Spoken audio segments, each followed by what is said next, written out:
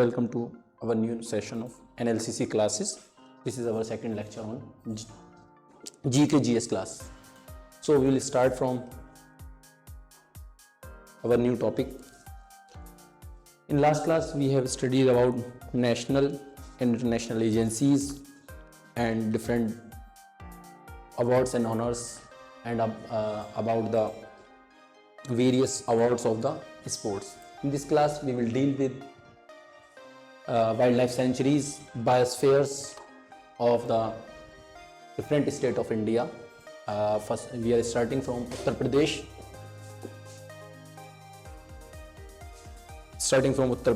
In which there are two famous wildlife sanctuaries. Just a second.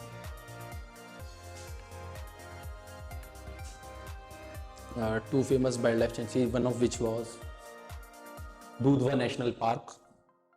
Just a second, it is open.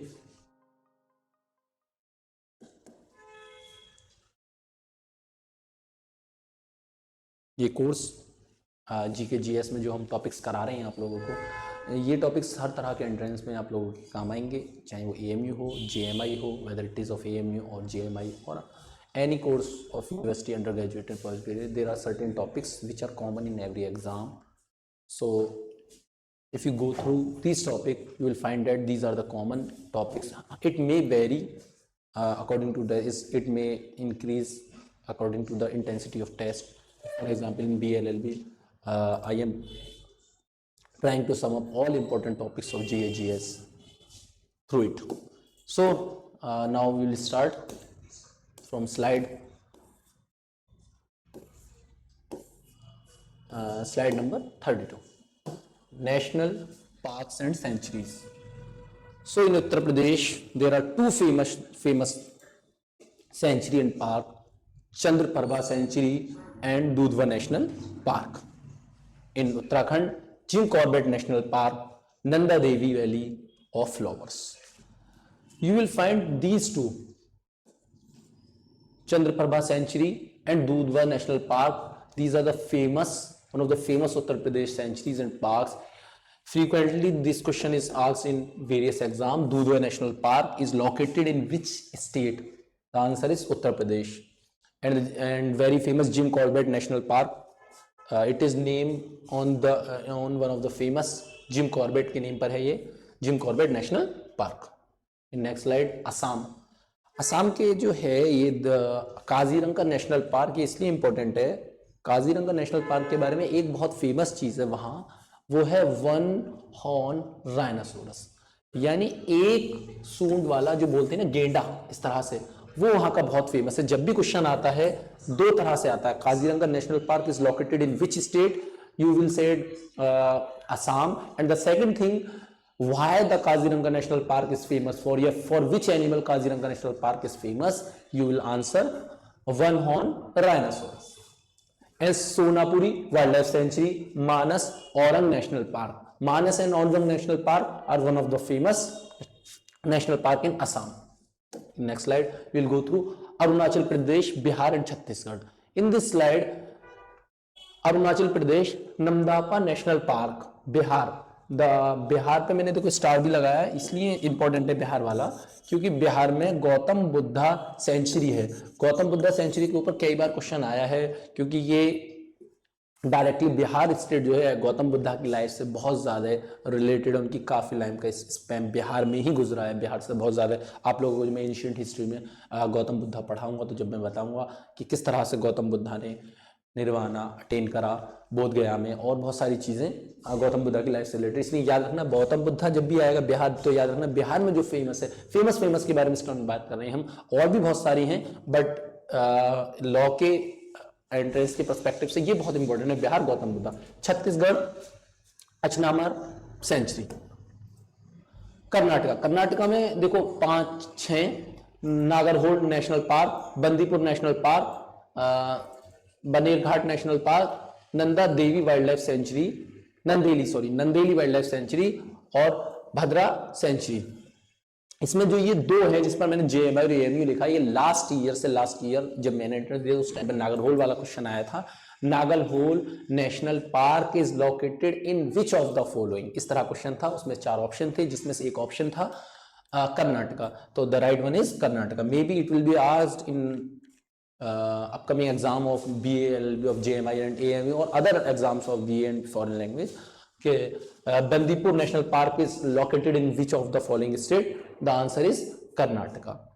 और ये भी आप लोग याद कर सकते हैं बनेरघाट दंदेली, ये मैंने स्टार लगाकर इसलिए क्योंकि ये आ चुके हैं, ये मोस्टली फ्रीक्वेंटली पूछे जाते हैं, इनमें से भी आ सकता है क्वेश्चन। कहाँ? कर्नाटका। स्टेट वाइज कर दिया मैंने इनको सारा। स्टेट वाइज करने का फायदा ये रहता है कि आपको बहुत ही आसानी से एक ही जगह सारी स्टेट्स का मिल जाता है, तो डाटा उससे थोड़ा सा आसानी रहेगी, आपको ये जल्दी याद हो जाए। ओके, गुजरात का है wild ass century, Gir forest, run of Kutch, इसके बारे में आपने सुना होगा, रन ऑफ कच्छ के, और नेशनल मरीन पार्क। इन चारों बारे में थोड़ा थोड़ा मैं बताऊंगा आपको।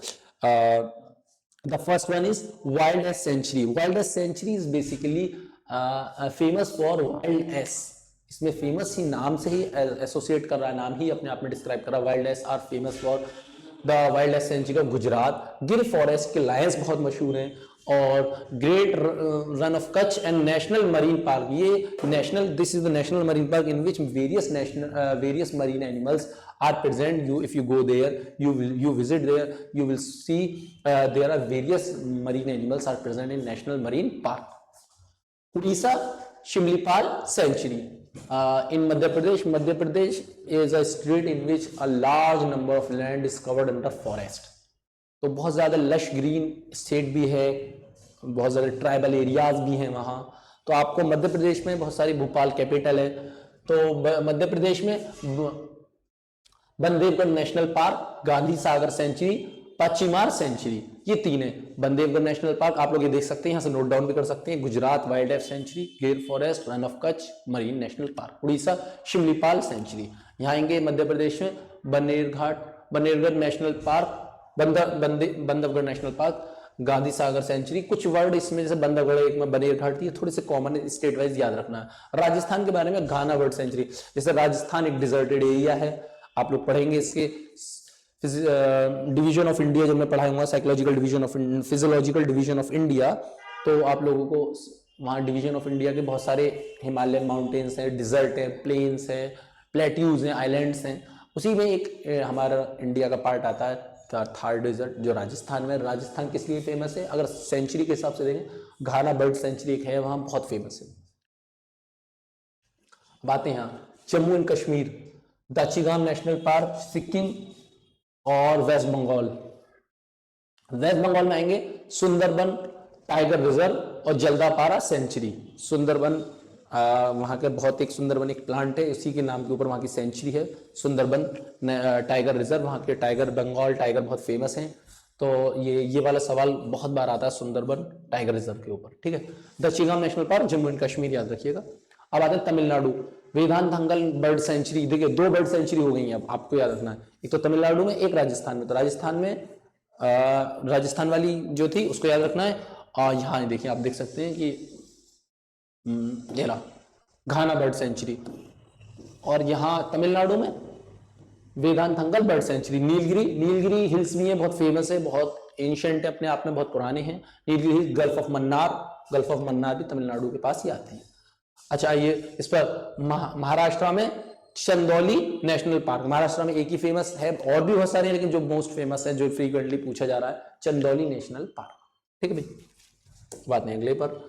मेघालय बालपक्रारम नेशनल पार्क और आंध्र प्रदेश पापीकोंडा नेशनल पार्क। इन दोनों का देखना, मेघालय में इनमें एक ही मैंने दिए अभी, मतलब और हैं बहुत सारे, लेकिन मोस्ट इंपॉर्टेंट जो आपको याद रखना, अभी एक मैंने बता दिया। हम लोग इसको बाद में डिस्क्राइब कर देंगे और ज़्यादा, ये इंट्रोडक्टरी क्लास है, तो इसलिए एक तो अभी आप लोग याद रखें, Meghalaya Balpakram, Andhra Pradesh Papikonda national park. This is our next topic of GK GS in this introductory class, solar system. अच्छा, सोलर सिस्टम के बारे में जब भी क्वेश्चन आता है, तो सोलर सिस्टम के 2-3 बहुत ही फ्रीक्वेंटली क्वेश्चंस होते हैं कि सोलर सिस्टम में प्लैनेट्स के ऊपर क्वेश्चन होता है। सोलर सिस्टम में जैसे सनलाइट कितनी देर में सन से अर्थ आ रही है, कितनी मून से अर्थ आ रही है, ये क्वेश्चन हो सकता है। Biggest planet, smallest planet, hottest planet, या मॉर्निंग स्टार, इवनिंग स्टार, किस प्लैनेट को बोलते हैं? दीज आर द क्वेश्चंस विचार। अब देखिए मैंने इसको एक छोटा सा एक डायग्राम बनाने की कोशिश की है जिसमें बताया कि सन सबसे पहले ये है, फिर है फर्स्ट नंबर मरकरी, वीनस, ये अर्थ है, और ये व्हाइट वाला आपको नजर आ रहा होगा ये मून। मतलब बताए अर्थ के पास मून, अर्थ, फिर Mars, Jupiter, Saturn, Uranus, Neptune. अच्छा, इन प्लैनेट्स को दो पार्ट में डिवाइड हो गया, इनर प्लैनेट्स, आउटर प्लैनेट्स।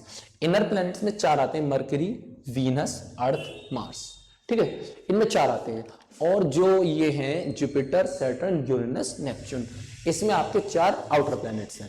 अब अर्थ के सबसे, अगर मैं नियरेस्ट प्लैनेट की बात करूं, अर्थ के, सॉरी सन के नियरेस्ट प्लैनेट में आएगा मरकरी। ओके, नेक्स्ट स्लाइड में आप देखेंगे कि किस तरह से इसको डिटेल्ड करा गया है। अब देखिए सबसे पहले एक क्वेश्चन जो आता है, ब्लू प्लैनेट, तो आप सब लोग अवेयर हैं, अर्थ पर वाटर है, 71% ऑफ वाटर, 71 से 75% तक वाटर है, 71 H2O वाटर। तो because earth is majorly consist of H2O water. Halley's comet क्या है, इट अपीयर्स आफ्टर 76 ईयर्स। बताते हैं हेलिस कॉमेट एक स्टार है जो 76 ईयर्स के बाद नजर आता है। इसके बारे में कभी आ जाए question. Sirius, the brightest star outside of the solar system called dog star. Dog star किसको बोलते हैं, ब्राइटेस्ट प्लेनेट जो outside of the solar system में। अच्छा, ये टाइम टेकन बाय, मैंने दो क्वेश्चन अभी बताया था, ये बहुत ज्यादा क्वेश्चन आते हैं, मैंने स्टार भी लगाया। क्यों, ये क्वेश्चन सनलाइट से रिलेटेड है, बहुत ही जनरल बेसिक क्वेश्चन होते हैं। कोई भी कह देता है सूरज की रोशनी, यानी the sunlight, the light of sun takes how much time and the light of moon takes how much time to come और रीच ऑन अर्थ। अर्थ के आने में कितना टाइम लेती है। तो जो मून लाइट है वो लेती है 1.3 सेकेंड्स एंड अर्थ सन लेता है 8 मिनट 17 सेकेंड्स। ठीक है, अर्थ से जाहिर सी बात है सूरज, सन बहुत दूर है, इसलिए ज्यादा टाइम ले रहा है, 18 मिनट 17 सेकेंड, 17 सेकेंड। अब आते हैं नेक्स्ट पर, वीनस। इस वाले प्लेनेट के बारे में ये है, स्टार्टिंग कहाँ से हो रही है, वीनस। मतलब मैंने एक अरेंज ऑर्डर बता दिया पहले आपको, मरकरी, वीनस, अर्थ, और फिर अब जो भी प्लेनेट है उसके बारे में कुछ स्पेसिफिक डाटा है। जैसे वीनस है, वीनस कहते हैं it is the nearest to earth, सबसे पहली बात अर्थ के नियरेस्ट है। सेकंड, ब्राइटेस्ट प्लेनेट है, मॉर्निंग और इवनिंग स्टार, इसको मॉर्निंग स्टार भी बोल रहे हैं, इवनिंग स्टार भी। कई बार एएमयू ने क्वेश्चन पूछा है और जेएमआई में भी, which of the following star is known as morning star और इवनिंग स्टार। तो आपको आंसर बताना वीनस, ब्राइटेस्ट वीनस। ओके, और अर्थ ट्विन, अर्थ का ट्विन भी बोल देते हैं वीनस को, कई बार आया है सवाल। Hottest planet, 465 degree Celsius temperature रहता है नॉर्मली। अर्थ सिस्टर प्लैनेट, अर्थ सिस्टर ट्विन से मतलब साथ का, तो सिस्टर प्लैनेट बोलते हैं। अब वीनस के बारे और मरकरी के बारे में, वीनस और मरकरी के बारे में ये है, दे डू नॉट, वीनस और मरकरी की they do not have natural satellite. Okay, अब आते, अर्थ के नियरेस्ट कौन है, वीनस, और सन के नियरेस्ट कौन है, मरकरी। भी मरकरी फर्स्ट पर है तो नियरेस्ट टू सन है, और अर्थ के नियरेस्ट, इसमें से कई बार क्वेश्चन आया इस तरह से होता है, which of the following planet is nearest to earth, Venus, nearest to sun, Mercury. Okay, अब ये मैंने एक जुपिटर का एक फोटो बनाया है छोटा सा, ये देखिए रिंग है, ये स्टोन्स की रिंग है। तो बिगेस्ट प्लेनेट शो फेंट रिंग्स, फेंट रिंग्स इसी बोल रहे हैं, spin on its axis at fastest rate, सबसे तेज रेट पर यही अपनी एक्सिस पे स्पिन करता है जुपिटर। अब देखो सैटर्न के बाद देखो, maximum number of natural satellite, एक बात बताइए, 82 मून से नंबर ऑफ नेचुरल सैटेलाइट्स किसके हैं, सैटर्न के। अब आते हैं नेपच्यून, मरकरी, यूरेनस। कुछ इसके बारे में, फारदेस्ट प्लैनेट, सबसे दूर, सबसे पास, नियरेस्ट, सबसे दूर जो है सन से वो फारदेस्ट प्लैनेट क्या है, नेपच्यून, और सबसे पास सन के मरकरी है। ठीक है, और यूरेनस के कोल्डेस्ट, सबसे ठंडा Uranus planet, -224 degree Celsius. Fact about planet, ये फैक्ट है कुछ जो मैंने पहले भी आपको डिस्कस करी है, यहां भी बता दिया भाई। Biggest Jupiter, smallest mercury, hottest Venus, coldest Uranus, red planet Mars. ये सवाल कई बार आया है, मार्स मिशन जब हो रहा था, आप लोगों ने न्यूज में भी सुना होगा, रेड प्लैनेट वर्ड, वो Mars mission is associated with red planet, that is Mars. अब आएंगे इसके बारे में, ओजोन। एक आपने सुना होगा ozone, basically ozone is a layer around the earth atmosphere which consist of O3, means oxygen के 3 atoms. It is a molecule made up of oxygen 3 atoms, O3। उसी से O3 से जो मॉलिक्यूल से लेयर बनी है वो ओजोन कहलाती है। ओजोन में फॉर्मूला जब दिया है O3 ओजोन, ये कह रहे हैं ओजोन डिप्लीशन के बारे में बहुत आता है कि ओजोन डिप्लीशन आपने सुना, ग्लोबल वार्मिंग हो रही है, ओजोन डिप्लीशन हो रहा है। ओजोन डिप्लीशन से क्या होगा, हमारे अर्थ के एटमॉस्फेयर में UV rays, ultraviolet rays enter कर जाएंगे, बहुत ज्यादा यूवी रेज एंटर कर जाएंगे। अच्छा, ये यूवी रेज से क्या होती है, ये हार्मफुल होती है और ग्रीन हाउस इफेक्ट कराती हैं, जिसकी वजह से डिफॉरेस्टेशन, ग्लोबल वार्मिंग शुरू हो जाती है, इंक्रीज हो जाती है ग्लोबल वार्मिंग, और पूरी मतलब अर्थ के प्लेनेट पर अ लॉट ऑफ प्रॉब्लम्स और डिफरेंट डिजीज स्टार्ट हो जाती हैं, क्रिकेट इमर्ज होना। अब आते हैं यहाँ पर इंपॉर्टेंट डेज।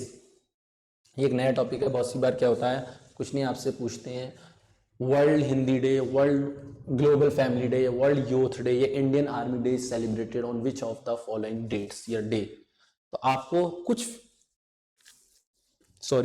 फेमस डेज के बारे में मैंने यहाँ बताने की कोशिश की है कि जो किस डेट पर सेलिब्रेट होते हैं बेसिकली, ठीक है।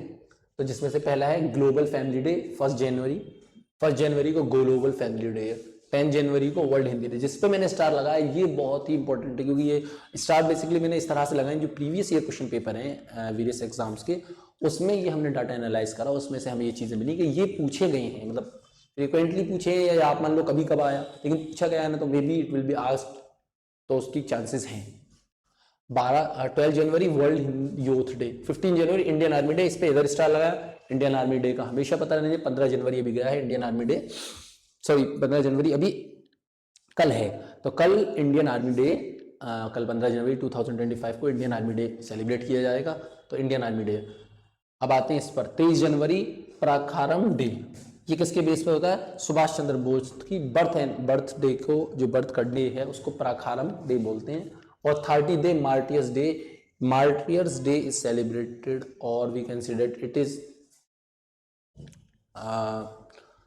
It is observe on the martyrs, और ये मार्टियर्स मीन्स शहीद जो लोग हो जाते हैं। तो गांधी जी को 30 जनवरी को Nathuram Gandhi ji was shot dead by Nathuram Godse on 13th of January. That's why it is celebrated each and every year on 30th January, and termed as Martyrs Day. Is February 4th February world cancer day. 4 फरवरी को world cancer day होता है। World में cancer, बहुत ज़्यादा cancer patients बढ़ रहे हैं, आप लोग हर रोज़ सुनते रहते होंगे कैंसर में, इसको कैंसर, उसको, तो वही है 4 फरवरी, अब याद रखना, वर्ल्ड कैंसर डे। 20 फरवरी है वर्ल्ड सोशल जस्टिस डे। अब लॉ के स्टूडेंट हो या फिर और भी ह्यूमैनिटीज़ की किसी एग्जाम की तैयारी कर रहे हो, तो वर्ल्ड सोशल जस्टिस के ऊपर कई बार क्वेश्चन आता है, वो 20 फरवरी। 28 फरवरी national science day. National science day कब मनाया जाता है, 28 फरवरी। 13 फरवरी national women's day. Sarojini Naidu के नाम पर, मतलब उनके मेमोरी में, उनके लिए ये सरोजिनी नायडू डे 13 फरवरी को मनाया जाता है।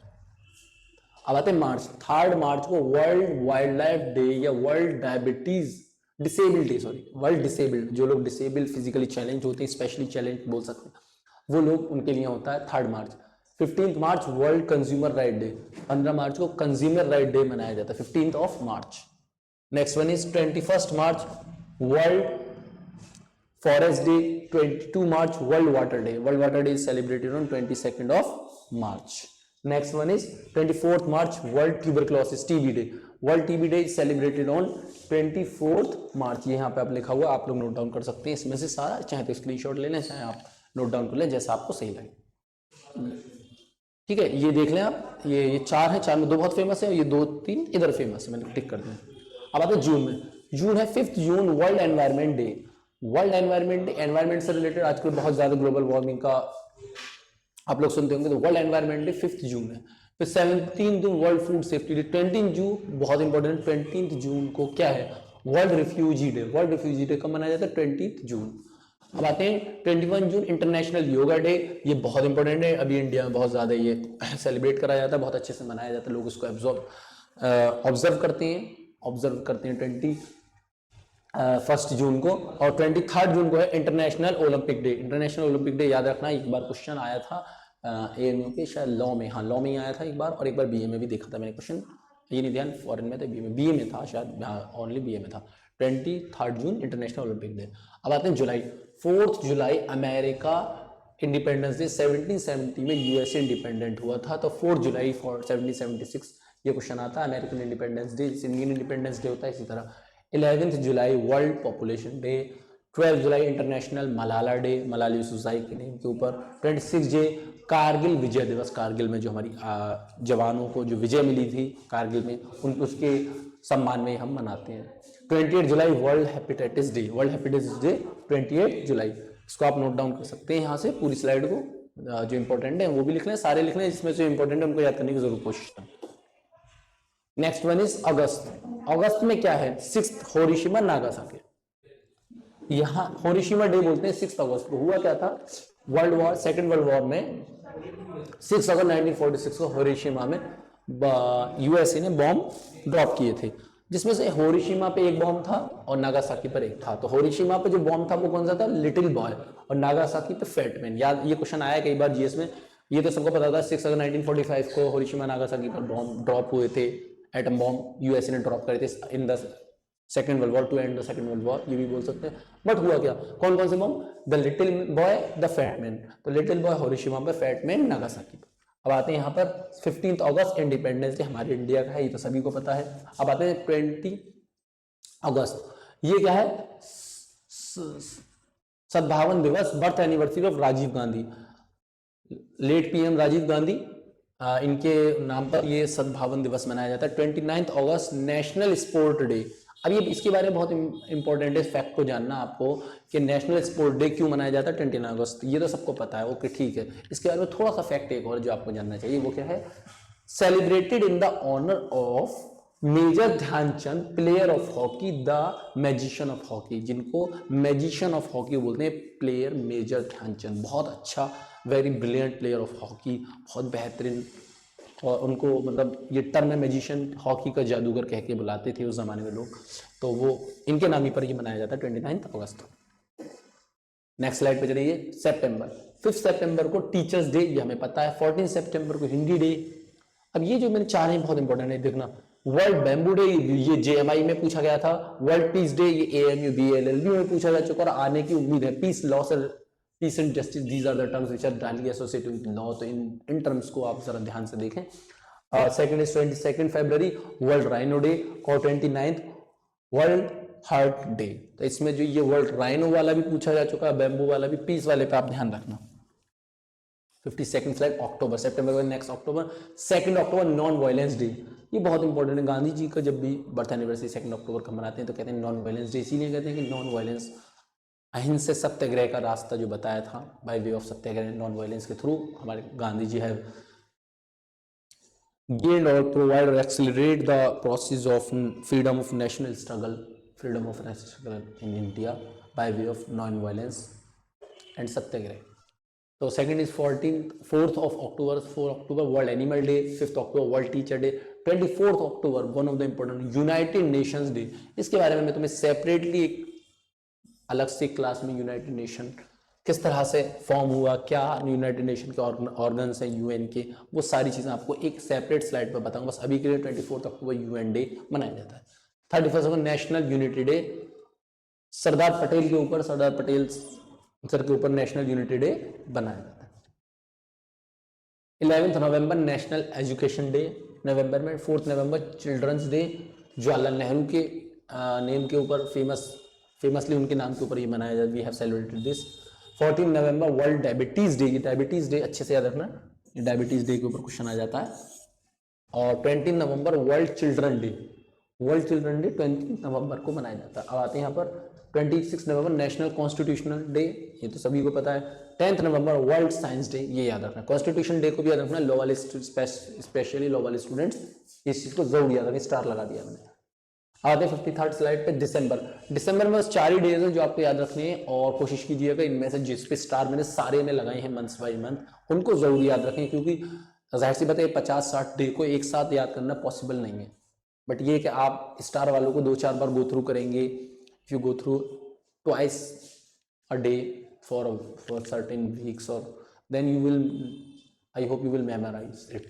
सो December world AIDS day, one of the famous day 4 December national Indian navy day, 10 December international human right day and 24 national consumer right day. ये जो है इंटरनेशनल ह्यूमन राइट डे, ये बहुत इंपॉर्टेंट है, इसको जरूर याद रखना है आपको, इसको भूलना नहीं है, क्योंकि ये आ जाता है कई बार क्वेश्चन, एएमयू तो हमेशा पूछता है, जेएमआई भी, और भी कोई भी स्टेट में किसी यूनिवर्सिटी का या सेंटर पे जाएं, कहीं भी आप एग्जाम देंगे, ये नेशनल ह्यूमन राइट डे जरूर मिलेगा आपको। इसका कोई ये नहीं है कि किसी एक स्पेसिफिक डोमेन में आए, किसी एक सब्जेक्ट में नहीं, ये किसी भी एंट्रेंस में आ सकता है, क्योंकि नेशनल ह्यूमन राइट डे है।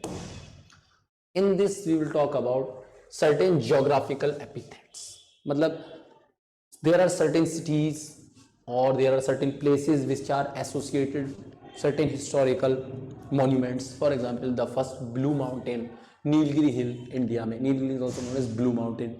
City of skyscrapers, New York. City of Seven Hill, Rome is also known as City of Seven Hill.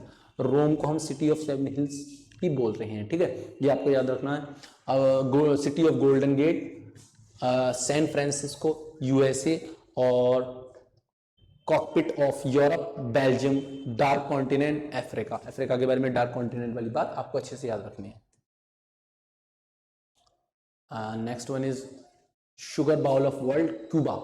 Cuba में वर्ल्ड कोल्ड वॉर एरा, जब आपने पढ़ा होगा पॉलिटिकल साइंस पे, कोल्ड वॉर एरा 11th या 12th में है, तो उसमें ये क्यूबा के बारे में जिक्र आया, इसी को बोलते हैं sugar bowl of India. India के अंदर जो है सबसे ज़्यादा शुगर, अब जो किस स्टेट में, स्टेट वाइज देखें तो यूपी के अंदर मेरठ है एक, वहाँ मेरठ एक सिटी है, अलीगढ़ के पास ही पड़ता है, तो वहाँ सबसे ज़्यादा शुगर होती है। बीच में महाराष्ट्र का भी नाम था, करंट अफेयर अगर आप थोड़े टाइम के पहले के देखें तो महाराष्ट्र भी आया था बीच में, लेकिन यूपी के अंदर मेरठ सबसे ज़्यादा शुगर मिलती है।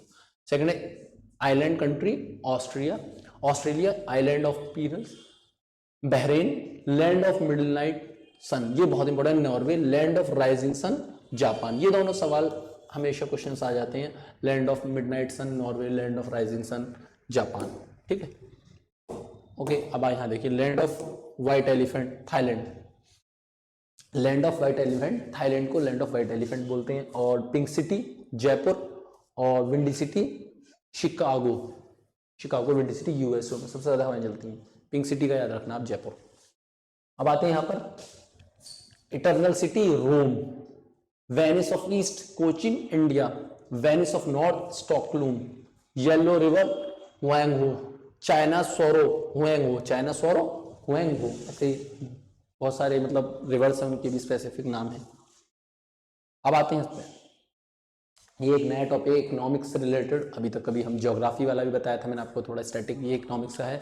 5 ईयर प्लान जो आपने सुना होगा, तो फर्स्ट 5 ईयर प्लान कब आया था, 1951 से 56। Government basically government made their policies after the independence, government made their policies for settling the various problems of economic spheres of the country for a duration of 5 years. They have set a plan in which they go through all the major problems of emerging problems of the country. The first major problem of the India was the food security, how people could secure their survival. So they gave in first 5 year plan of 1951 to 56, they gave more importance to agricultural advancement by use of hybrid seeds, HYV seeds, and modern techniques. By use of modern techniques, HYV seeds, the agriculture was expanded in India, and it helps in food security as well as export. It is also known as Harold Domar model. Next one is second 5 year plan 1956 to 61, in also based on PC Mahajanobis model. It is also known as PC Mahajanobis model. Main aim is to establish social order, or derived from Soviet model. It is basically derived from the Soviet model, second 5 year plan, in which industrial and minerals, transportation and communication, these are the main areas where government gave emphasis so as to provide socialist model tasks about public and government based economy. India adopted mixed economy. यहाँ मैंने last में आपको बताया socialist economy basically target क्या करती है, public policies के बारे में बात करती है, गवर्नमेंट बेस्ड पॉलिसीज होती है, गवर्नमेंट बेस्ड कंपनीज होती हैं सोशलिस्ट में। इंडिया ने दोनों ही चीज़ें अडॉप्ट कर रखी हैं, इसलिए India is also known as mixed economy. India क्या कहलाती है, मिक्स्ड इकोनॉमी। अब यहाँ देखेंगे third 5 year plan, third 5 year plan 1961 to 66, third 5 year plan की डेट है 61 to 66, making independent economy, also called गदगिल योजना। हॉलीडे प्लान इसी के बाद 5 ईयर प्लान अच्छा खासा चल रहा था, लेकिन कुछ problems due to the failure of third 5 year plan में कुछ फेलियर आ गए थे। गवर्नमेंट ने डिक्लेयर कर दिया एक हॉलीडे प्लान, जो हॉलीडे प्लान क्या कहलाता है 1966 से 67 और दूसरा 68 to 69। Main reason was Indo Pak war. Third 5 year plan के बाद में जो फेलियर हुआ और फिर ये हॉलीडे प्लान आया, उसकी वजह एक रही थी इंडो पाक वॉर और lack of resources and increase in price level. Inflation बढ़ गया था कुछ टाइम के लिए, प्राइस लेवल बहुत ज़्यादा बढ़ गए थे, तो इसलिए जो है ये हॉलीडे प्लान आया 5 ईयर प्लान में। इसको हम और ज़्यादा डिफाइन बाद में करेंगे कि मतलब हॉलीडे प्लान में क्या क्या स्कीम्स थी, क्या क्या आइटम्स थे, नहीं थे, वो चीज़ हम डिस्क्राइब करें। अभी ये कि एक स्टैटिक डेट है, उसके बारे में थोड़ा सा है, क्यों आया, उसकी वजह क्या थी, causes. Next is fourth 5 year plan. Holiday after the holiday 5 year plan, finally the government introduced fourth 5 year plan of 1969 to 74. A main aim was to develop stable independent economy. A stable and independent economy was the main goal of the government, and in this program, establishment of social order. In this program, employment generating program like Jawahar Rozgar Yojana. The fourth 5 year plan, Jawahar Rozgar Yojana, was started so as to provide employment and providing employment as well as generating the employment for the peoples or the citizens of India. In fifth 5 year plan, it started from 1974 to 1979, stressed on poverty alleviation and justice, and self-reliance in agriculture production and defense. Newly elected government of majority Desai rejected the plan in 1978. Janata Dal की government बनती, basically होता है fifth 5 year plan आता है, ये उनका stress था कि पॉवर्टी एलिवेशन करना है, जस्टिस प्रोवाइड कराना है, प्रोडक्शन एग्रीकल्चर प्रोडक्शन को इंक्रीज करना है। लेकिन जनता दल की गवर्नमेंट आती है 1978 में और वो इसको ख़त्म कर देती है, देसाई की गवर्नमेंट, मोरारजी देसाई की गवर्नमेंट इसे रिजेक्ट कर देती है बेसिकली। अब आते हैं 6th 5 ईयर प्लान, फिर आते हैं 7th 5 year plan. 6th 5 year plan में ऐसा कोई मेजर कोई इशू नहीं था, बट हैं कुछ चीज़ें वो बता दी जाएंगी। 7th पे आइए, social justice, agricultural development, anti poverty programme, full supply of food and shelter and clothing, making India independent economy. सबसे मेन जो चीज़ इसमें थी, इंडियन इकोनॉमी को इंडिपेंडेंट करना था, जस्टिस प्रोवाइड करना, एग्रीकल्चर डेवलप। इसमें बेसिकली सम अप होने लगा जैसे जैसे the time has gone. 5 year plan some provide a strong base to the development of India in economical as well as financial economical aspect as well as in political aspect. So it demands certain new innovative techniques through which these 5 year plan could be executed in best possible way. Government whenever make their policies tries to make in best possible ways and try to involve all the citizens from the grassroots level so as to they could understand the problems of pupils, and people will, as the citizen of India, they have their right, electoral right to if they select their representative, then they have gave the right to tell all about their necessities and problems, and government has to take action by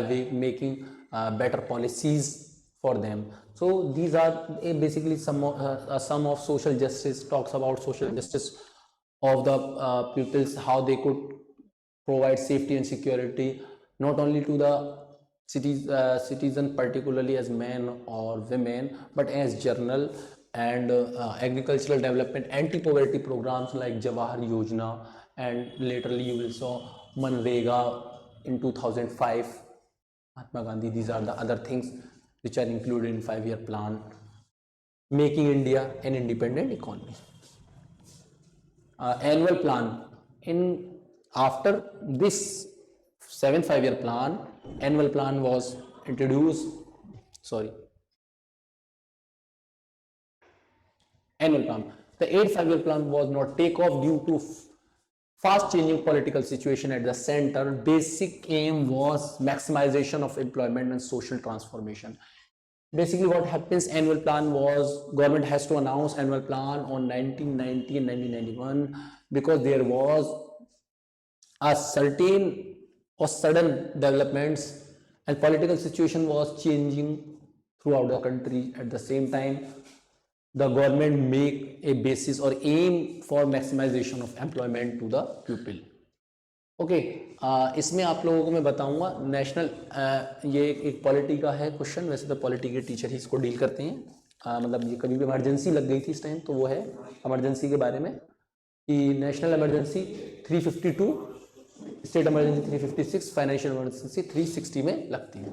ठीक है, अब आते हैं इस पर 8 5 year plan पर। 8 5 year plan के बारे में 1992 में डिसइंटीग्रेशन ऑफ यूएसएसआर हुआ, इंडिया ने कुछ चीजें socialist, sovereign socialist secular word ये अडॉप्ट किए, मतलब ये चीजें मतलब पॉलिसीज में अडॉप्ट की। जब वो डिसइंटीग्रेशन हुआ, इंडिया ने पहली बार अपने आप को फ्री मार्केट इकोनॉमी में लाना चाहा, तो उसी टाइम की बात है। क्या हुआ, utmost priority to the development of human resource, human resources को बहुत ज्यादा प्रियोरिटी दी जाने लगी बाय वे ऑफ एम्प्लॉयमेंट। प्रधानमंत्री Rozgar Yojana was started in 1993। ये सवाल कई बार आया, इन which year Pradhanmantri Rozgar Yojana was started. 1993 was the year in which Pradhanmantri Rozgar Yojana was started. Okay, अच्छा, कुछ भी फैक्चुअल डाटा में कोई भी अगर तुम लोगों को ऊपर नीचे लगा करे तो बता दिया करो कमेंट में। वैसे तो आई ट्राई कि सब चीज एग्जिट सही हो, बट इफ इन केस कोई हो तो वो उसको कमेंट में बता देते हैं। अब आते हैं नेक्स्ट पर, 9th 5 year plan 1997 to 2002। 15th year of independence was complete. 50 साल पूरे हो जाते हैं यहाँ पर आकर, मतलब ये इसमें कोई खास बात नहीं थी। 10th 5 ईयर प्लान 2002 से 2007 जो है इरेडिकेटिंग पॉवर्टी एंड एम्प्लॉयमेंट, ये बहुत इंपॉर्टेंट है। यहाँ बार बार पॉवर्टी और एम्प्लॉयमेंट के ऊपर ये एम्फेसिस दिया जा रहा है। फिर इसमें दोबारा 10th 5 ईयर प्लान में यही चीज, और आज भी ये कोई भी प्लान गवर्नमेंट बनाती है, पॉलिसी बनाती है, तो उसमें सबसे पहले दो ही चीजों को लाती है कि eradicating the poverty and providing the employment. ये चीज बहुत पुराने इंडिया के पॉलिटिकल स्फीयर में रही है, इंडिया के डेवलपमेंट में रही है कि ये चीज प्रोवाइड कराई जाए। ओके, तो और दूसरा, all villages have access to portable drinking water, मतलब ये 10th 5 ईयर प्लान में कि गांव के लोगों को साफ पीने का पानी रख दिया जाए, ये चीज मानी गई। 11th 5 ईयर प्लान की डेट है, 12th 5 ईयर प्लान की डेट है। अब यहाँ पर थोड़ा सा मनरेगा, एक बहुत important Mahatma Gandhi national rural employment guarantee act 2005 था, उसके बारे में मैं तुम लोगों को ये बताना चाहता हूँ बेसिकली कि ये आया, ये एक 5 ईयर प्लान का हिस्सा था कि किस तरह से इसकी बहुत ज़्यादा सिग्निफिकेंस है, आप लोगों को जानना चाहिए। बात ये थी, इसमें ये कहा गया it provides 100 days employment to each individual. 100 दिन का एक आदमी को काम प्रोवाइड करेगी गवर्नमेंट, किसको, वर्किंग क्लास पीपल को, अनएम्प्लॉयड पीपल को, यानी जो अनएम्प्लॉयड है, जिनको काम है, जो अनएम्प्लॉयड है, एम्प्लॉयमेंट नहीं, उनको 100 दिन तक काम देगी गवर्नमेंट। ठीक है, सबसे मेन है MNREGA 2005 provide 100 days of employment to those people who are unemployed. Okay, second thing, अब there are two type of unemployment, seasonal and annual employment. Seasonal employment सबसे पहले समझे, annual employment, no work whole year, पूरे साल कोई काम ही नहीं है लोगों के पास, there is no work throughout the year for the peoples. But in annual in seasonal employment, basically what happens in seasonal employment, when the farmer cultivate the land and yield the cultivate the land, crop grown, and after the yield of crop, मतलब पूरा खेत, the agricultural land has, the crop has gained from the agricultural land. Now the agricultural land are left for next crop and next season, the farmer wait for rain season. तो what happens, इस बीच में ये spam में कि वो agriculture land पे crop लगा दी, काट ली, आ गया वीट है, क्रॉप मेज़ है, उसके बाद वो एग्रीकल्चर लैंड भी खाली है और जो फार्मर्स हैं वो भी खाली है, उनके पास टाइम, मतलब वो क्या करें, कुछ टाइम उन्हें वेट करना पड़ेगा, रेनी सीजन है जैसे विंटर का जो भी है, तो कुछ टाइम के बीच में गैप होता है। उस गैप के टाइम पर क्या होता है, ये लोग बिल्कुल खाली होते हैं, उसी को बोलते हैं सीजनल एम्प्लॉयमेंट। यानी अब ये लोग उस टाइम पर खाली हैं, तो सीजनली हर साल ये ऐसा होता है, सीजन आता है, ये लोग खाली होते हैं, इनके पास काम नहीं होता, तो इसको गवर्नमेंट ने कहा है सीजनल अनएम्प्लॉयमेंट। मीन्स क्रॉप किल, क्रॉप हो गई, क्रॉप सोइंग, हार्वेस्टिंग, सब हो गया, तीनों काम हो गए। अब एम्प्लॉयमेंट इन एग्रीकल्चरल फील्ड, अब जब तक तो एम्प्लॉयड थे, बट आफ्टर दैट ये सारे काम हो गए, यील्ड हो गया, सोइंग हो गया, हार्वेस्टिंग, कटाई बुबाई हो गई, सब हो गया। अब वो लोग फ्री हैं, क्यों? क्योंकि अब कोई काम नहीं है फील्ड में, तो उस टाइम पे जो फ्री है, this is known as seasonal unemployment. यहाँ आपका आपका सीजनल अनएम्प्लॉयमेंट पूरा हुआ। अब यहाँ पर आता है कंपोजिशन ऑफ द एटमॉस्फेयर, ये एक एटमॉस्फेयर से रिलेटेड है, ज्योग्राफी का टॉपिक लास्ट है इसका। इसमें आपको हम बताएंगे नाइट्रोजन 78%, ये आपको पता है एटमॉस्फेयर में है, 20% ऑक्सीजन, कार्बन डाइऑक्साइड 0.03%, आर्गन 0.93%। अच्छा लेयर्स होती है, आज हम फर्स्ट लेयर के बारे में बताएंगे। layers of atmosphere, first troposphere, जो first layer of the atmosphere contains 90%, it contains 90% of the gases, it extend to a height of 18 kilometre, इसमें 18 किलोमीटर की height to the equator and 8 kilometre to the poles. ये poles हैं, poles पे आप जाएंगे तो 8 kilometre, और ये इक्वेटर इधर है, ये इक्वेटर की लाइन होती है जो 0 डिग्री पर होती है, ये भी बताऊंगा मैं आपको पूरा अच्छे से जब इसका मैप बनाएंगे हम, कि ये इक्वेटर है, ये अर्थ है, इसके ये इक्वेटर है, Tropic of Cancer, Tropic of Capricorn भी है इसमें। तो इसके अंदर ये 0 डिग्री की लाइन है, तो यहाँ से अगर देखा जाए तो यहाँ से सेंटर से अगर ऊपर जाए हम तो ये पोल पर चले गए, तो यहाँ 8 किलोमीटर और इधर इक्वेटर पे आए तो 18 किलोमीटर का डिस्टेंस रहता है इसका। आई होप आप लोगों को